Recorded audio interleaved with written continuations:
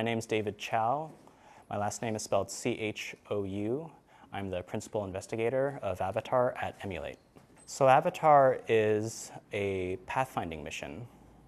It is an experiment where we are going to create individualized bone marrow chips from astronauts flying on Artemis 2.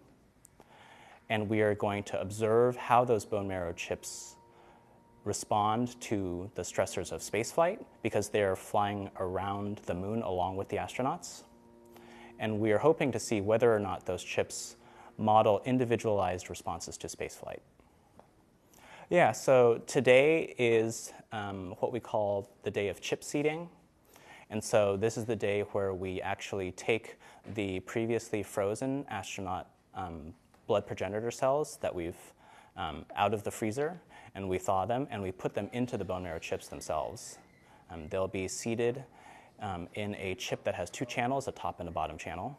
And the top channel is where the astronaut cells are going to go, along with bone marrow supporting stromal cells. And these chips are then going to be perfused with medium through the bottom and kept overnight. And then the following day, we are going to give the chips over to Space Tango, who will then hook up the chips to their custom hardware that's going to perfuse these chips for the duration of Artemis 2.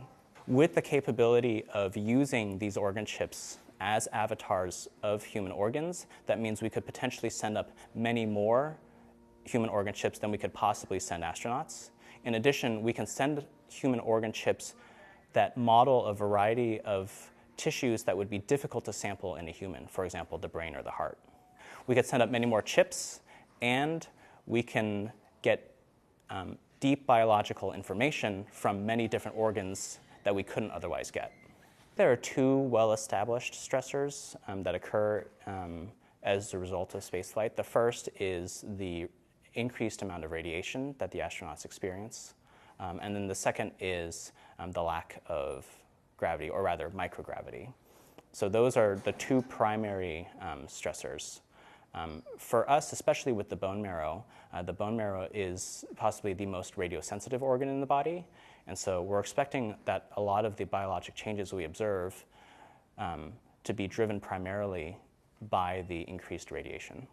So if the project works out as we are hoping it will, then that means that these organ chips can respond to spaceflight stressors in an individualized manner.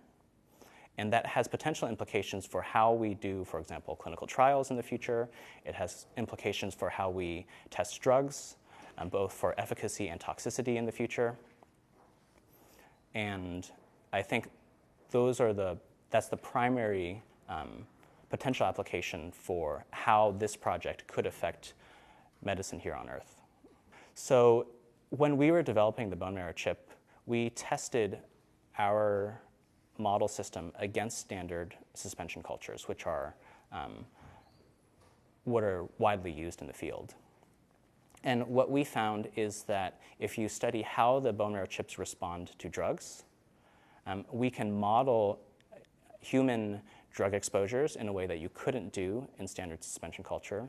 And we see and we are able to more accurately predict how the human bone marrow responds to drugs as a result of that.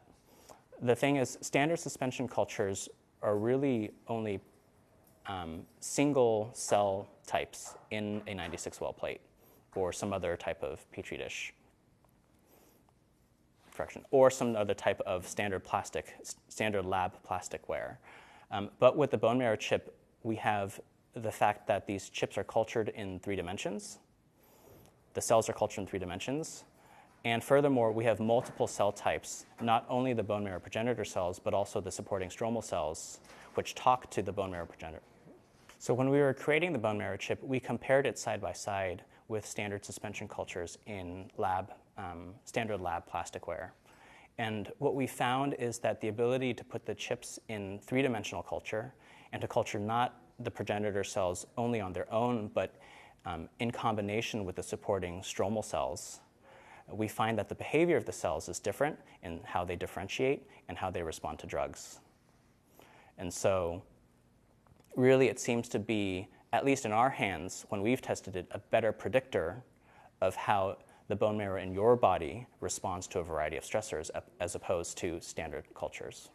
So there are a variety of cellular changes that have been described in previous studies via other labs. So Chris Mason's lab, Katrina Jameson's lab at UCSD, and other labs have already studied what happens to cells, at least in low Earth orbit.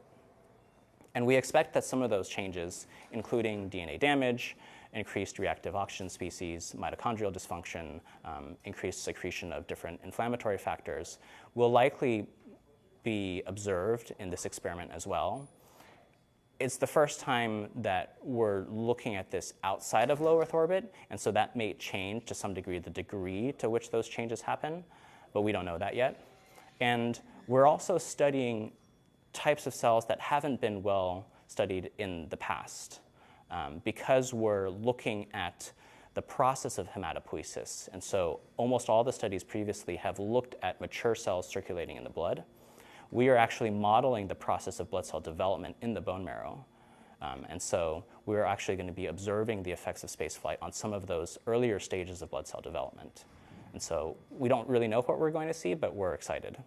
So we're going to be running a variety of assays concurrently. So the most important readout that we're going to be doing is we're going to be taking the cells out of the chip, and we're going to be doing something called single-cell RNA sequencing. So this is an assay where we can look at thousands of cells across all the different bone marrow chips, as well as crew member blood samples. And we're going to look within each cell to see what genes are being expressed and to what degree they're being expressed. And the other assays that we're going to do include staining the cells for a variety of DNA damage markers. We're also going to be looking in the plasma of the astronauts and potentially the outflows of the bone marrow chips to see if there are inflammatory cytokines that have been secreted. What's the long-term vision for this technology in space health research? So I think NASA probably has a variety of plans for the organ chips. From my view, my understanding is that they are very interested in testing whether or not these chips can respond in an individualized fashion to spaceflight. And so this means, for example, that you could send chips from people who are much older or much younger than the typical astronaut. You could send chips from people with a variety of medical comorbidities. And so you can get a much better understanding of how the general population will respond to spaceflight in a way that you couldn't do otherwise.